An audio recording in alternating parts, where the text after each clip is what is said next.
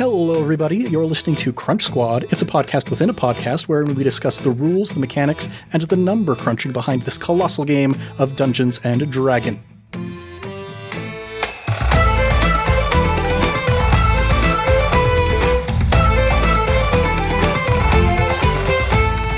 I am Ned, your host for Crunch Squad, and today I'm joined by... It's me, Thomas, the other host of the other podcast you like to listen to. That's not within a podcast. Yes, the podcast that is outside and containing this podcast. The meta podcast, if you will. Indeed.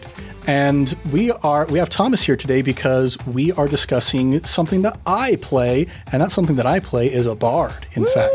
Bards! Bards are one of the most dear to my heart, I think, of classes in 5e. Very dear to my heart. And my wife, whenever she plays, she will only ever play a bard. Yeah, it's very, very fun thematically speaking. You gotta love somebody who casts music just by creating art and putting it out there into the world. And there's also a lot of versatility within being able to play a bard. We're just discussing the base class today, and it's honestly kind of like there's not a whole ton of the flavor of the bard comes from the base class. A lot of that comes from the subclasses, which we'll be discussing Ataraxia's subclass later on in a different episode. But just another quick disclaimer, we are using the 2014 rules for our Skull and Shackles campaign. Yes. Therefore, those are the rules we are going to be discussing today. There are a number of changes that have been made to the bard in the 2024 rules. Not so much like broad-reaching things, but just kind of like tweaks to how these same features work. So basically, if you're playing 2024, all the features will be the same, like the same general idea of the ability, but its implementation will be a little bit different. Yes. So, bards, let's get into it. Bards are great. They were traditionally a throwaway class, basically. I mean, in older editions of D&D, but 5e has really spruced them up, like, way good to be that versatile class to where you could be, an all bard cast and everybody be distinctly different, which in fact there's another podcast that does that. What's it called? What is it called?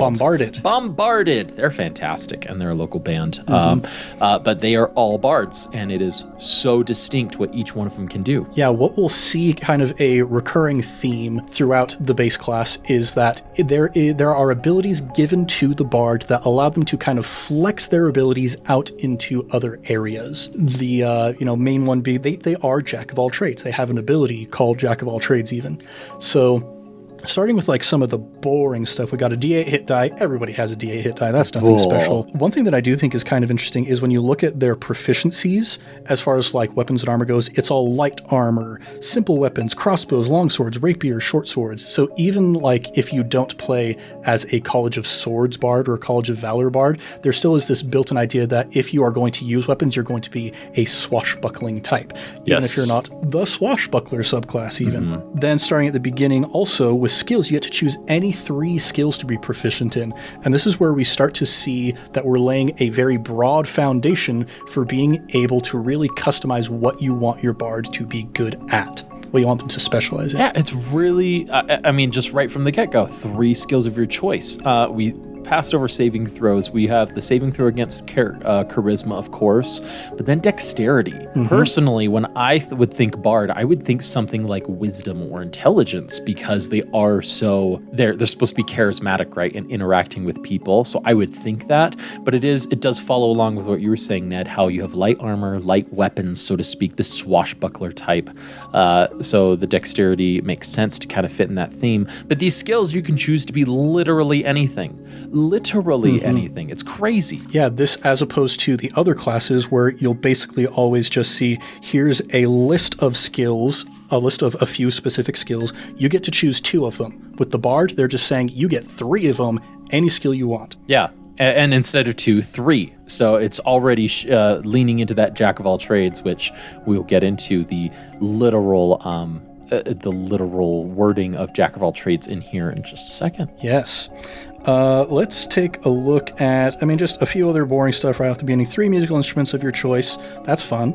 I only use one of my musical instruments that I'm proficient in, and only then rarely. I feel like that's true for most people who play a bard, but I could be wrong.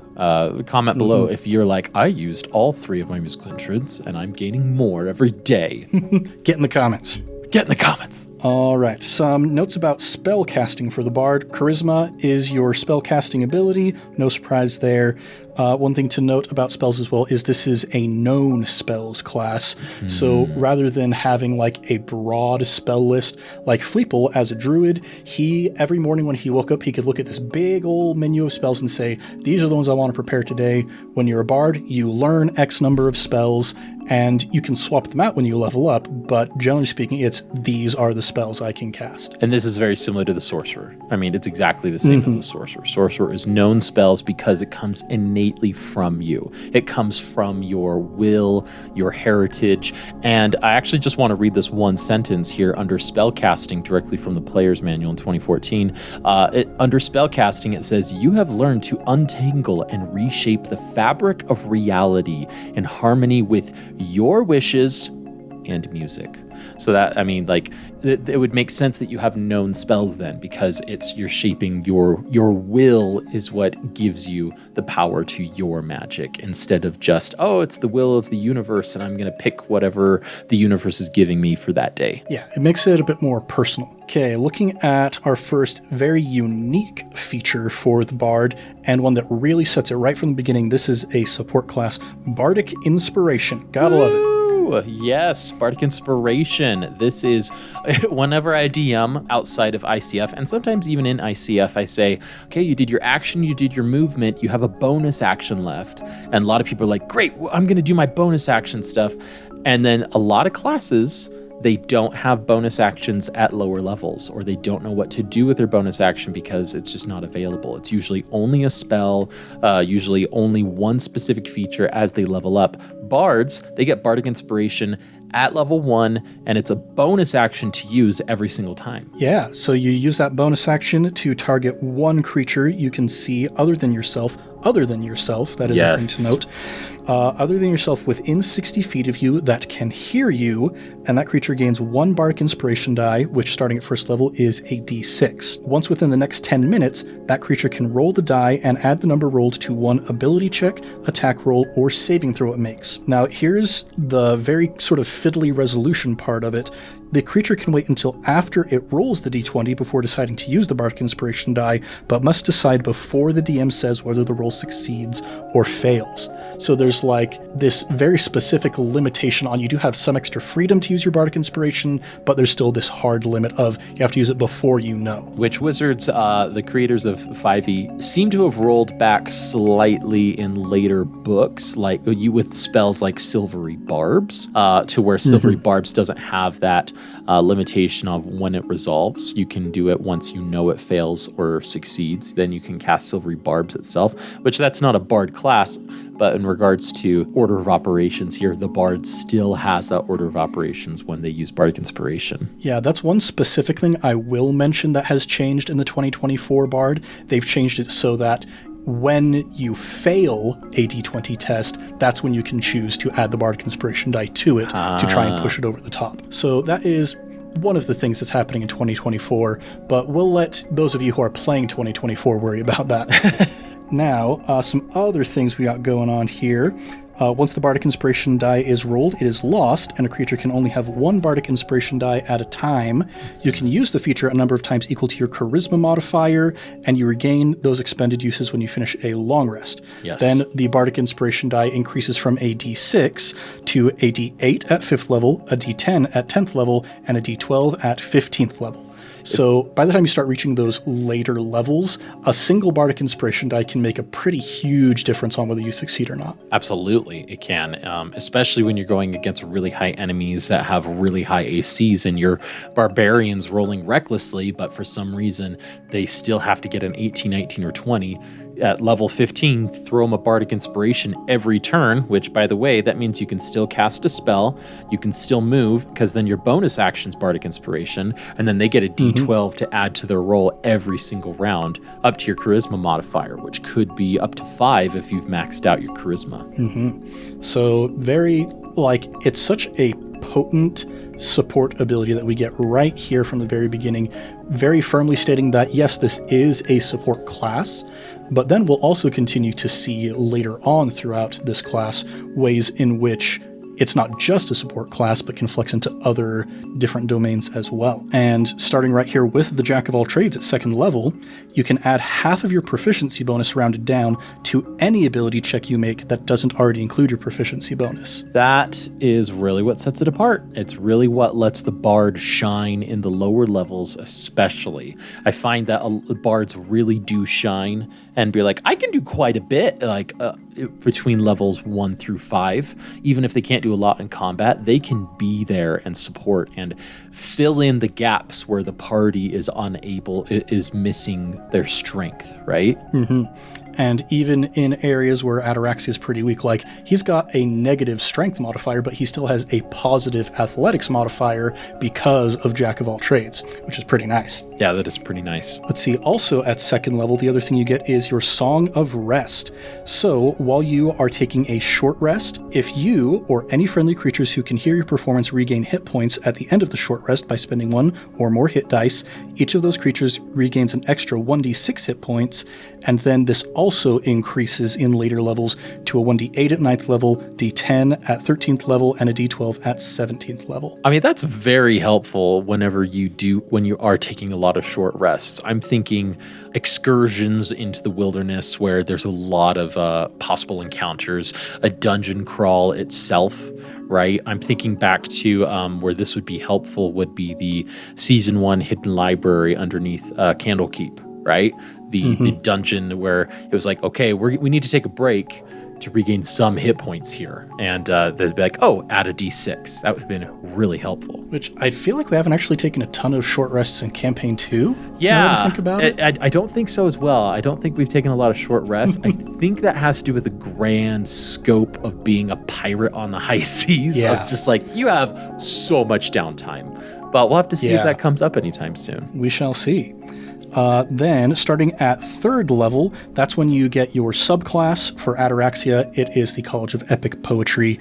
But then also at level 3, aside from the subclass, you gain Expertise, which I love so much. Expertise is crazy.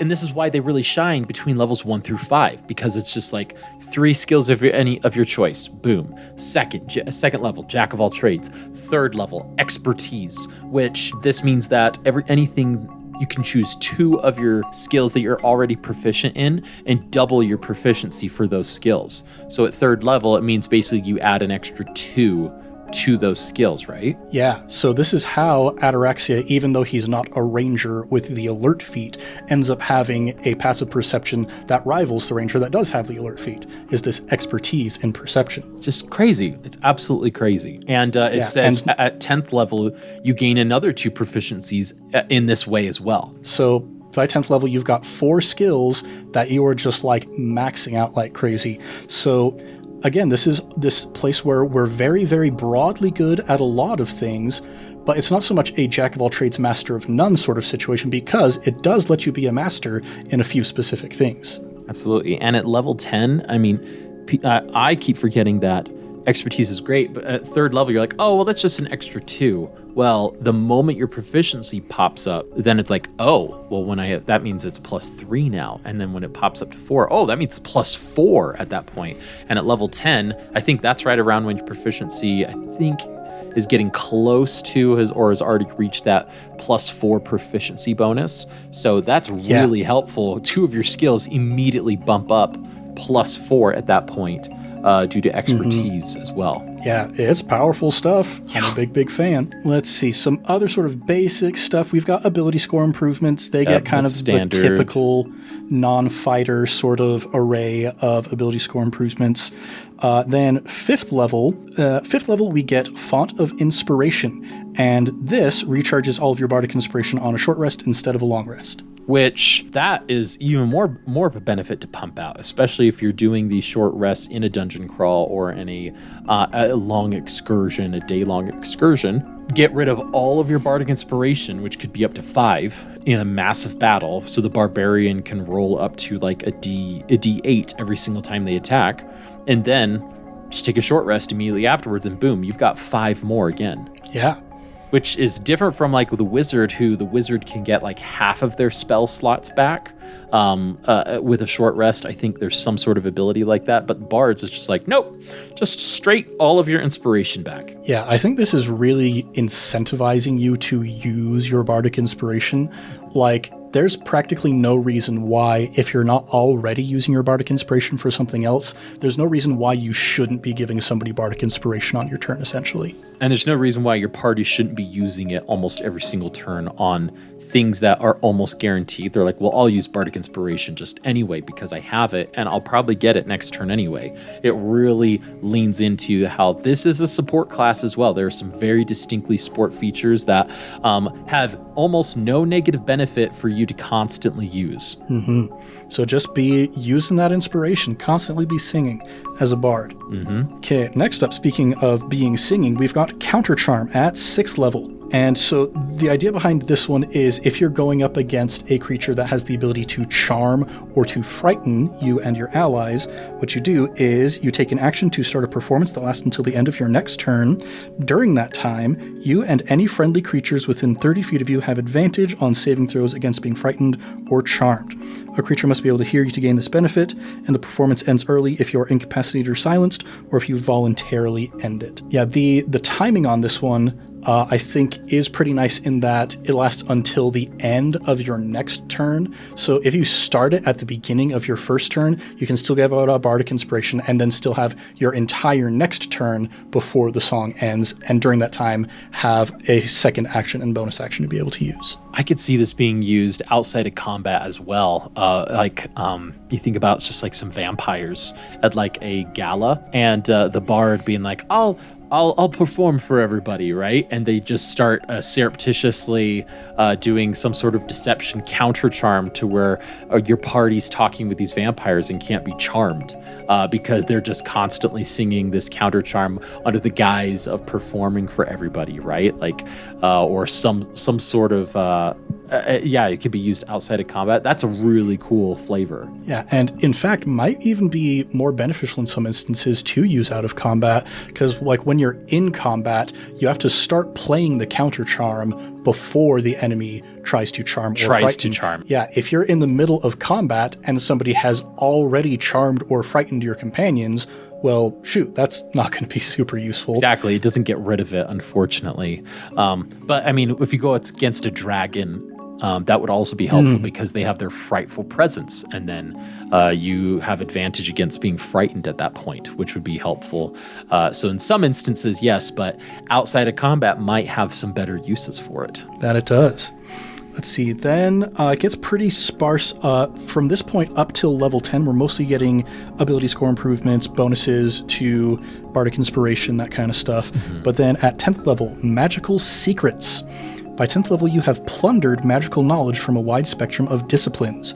Choose 2 spells from any class, including this one. A spell you choose must be of a level you can cast as shown on the bard table or a cantrip, and then the chosen spells count as bard spells for you and are included in the number of spells known column of the bard table. And so this is like the one instance where, like, when you're looking at the number of spells you know, most of the time it goes up by 1. There are a few places, because you get magical secrets at level 10, also at level 14 and level 18. These are places where you'll see the number bump up by 2 instead of 1. This is where you have the ability to look out and say, okay, that druid spell over there, that's pretty great, yoink. That sorcerer spell over there, that's pretty great, yoink. And so once again, we are even further broadening the horizons of the bard. So sure, you've got a lot of great healing spells that you have access to just by default, but the clerics have even more powerful healing spells than you. So if you want to really lean into that, grab some of those cleric spells. If you want to lean more into evocation, grab some of those wizard spells. If you want to do some more utility,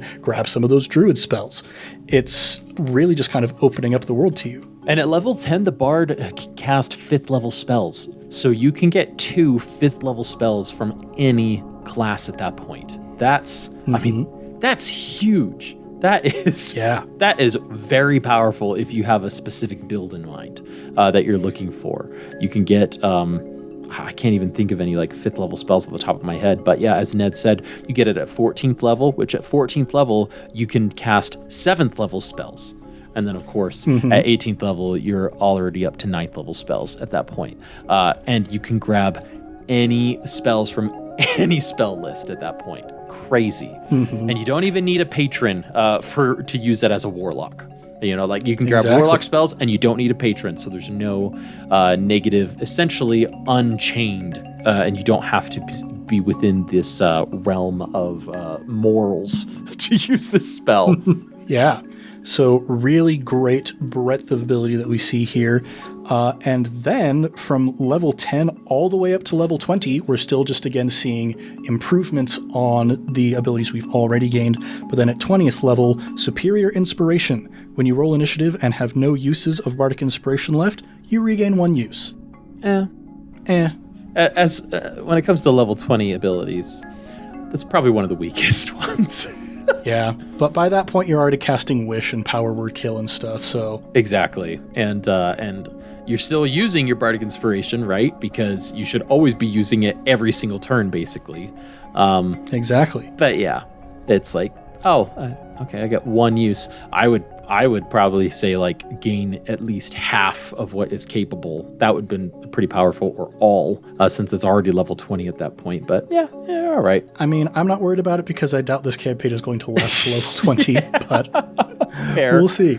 Fair. But yeah, as Ned said, from level 10 to 20, it's a little sparse and it's just highlighting things that have already been started. The other benefits come really from your subclass here is what we'll call it, or your college. That's where they have stuff coming in at level 14 or in between at that point. So, which we're not going to get into today because there are so many good ones. So many good colleges that you could choose as a bard. I drool over some of these colleges. They're so good. But yeah, something we did forget to mention was spellcasting, which I think can be forgotten pretty easily. And it's just one minor thing. You get this at level 1, but you get ritual casting. And so ritual casting, if anybody doesn't know, is whenever a spell in the player's handbook or whatever you're looking at says it can be cast ritually, the bard can do that automatically. Some classes you have to take a feat to be able to do that, but they can do that automatically, which means they don't expend a spell slot by doing it, but it takes like 10 times amount of the length to cast it, basically, or 10 extra minutes to do so.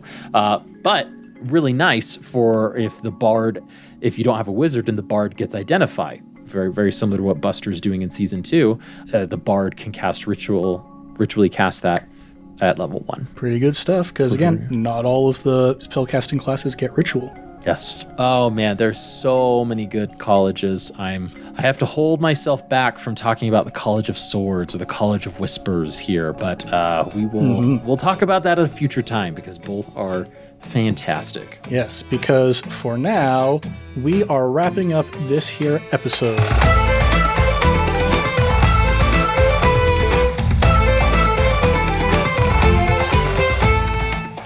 Thank you so much for listening to iCast Fireball. We hope you've enjoyed listening as much as we have enjoyed geeking out about the intricacies of being a magical performance artist. Now, from wherever you get your podcasts, please go ahead and leave us a review. That would be really cool. We would really appreciate that. Yeah. It helps to boost our ratings throughout each podcast service. It puts our show in other people's recommended feeds, and it lets us know that you like what we're doing. Every time we get one of those reviews in, we send it to the group chat, and everybody gets to feel a little warmth in their heart to know that people like what we're doing. Now, if you want to write something a little longer than a review, you could also email us at icastfireball2020@gmail.com. We'd love to hear from you, and we're hoping to get the word out there and set this podcast on fire. Now, if you'd like to get the most recent up-to-date content from us all here, you could go ahead and follow us on our social media with the handle icastfireball20. We got Mickey, I think, primarily on there these days. I think so. Sort of monitoring the inbox, sharing funny stuff to the stories. So if you want to go see the stuff that Mickey thinks is funny in the realm of D&D, go ahead and check that out. And also, if you want to get in touch with us more directly, the best way is by joining our Patreon and getting involved in the Discord over there. Yes. Where there's just always conversations going on, conspiracy theories about what's happening in the campaigns. We've been getting a lot of fan art coming in lately. Yes. Seeing our characters coming to life visually, which is pretty awesome. And I don't know if we've released this, and since only a fourth of you listen to our Crunch Squad episodes, we'll probably have to say this in a main stage episode as well. But we've got a second campaign that we're releasing on Patreon right now. We've got our Fizz Band campaign that we started recording way back in 2022, and it's a video or a visual podcast, we'll call it. And so if you're like, I want more content, go listen to it, go join there, and you can get that, I think, at the $3 tier. And boom, you've got a second campaign you can listen to. Yeah, we've been sitting on this for like 3 years at this point, trying to... It was a big experiment, but people are really enjoying it. Yeah. So go ahead and check that out. Let's see. This is the part where I'm supposed to shout out Improv Tabletop. It exists. You know it exists. If you aren't listening to it by now, whatever. And they're fantastic, and you should. And if you aren't, what are you doing with your life? Go listen to them. Go listen to episode 1 of Jumanji Falls, which features Thomas and Heather and Caleb, and is our longest running full improvised campaign that we've done over there. You're going to hear from people that you love telling a really, really great story about family and connection and overcoming our differences in defense of a greater cause, which is really heartwarming. Lastly, please like, subscribe, share with your friends and fellow wacky adventurers. But until next time, I have been Ned, the host for Crunch Squad, and today I've been joined by Thomas, a bard lover. Keep the fire going, everybody, and we'll see you all next time. Goodbye, everybody.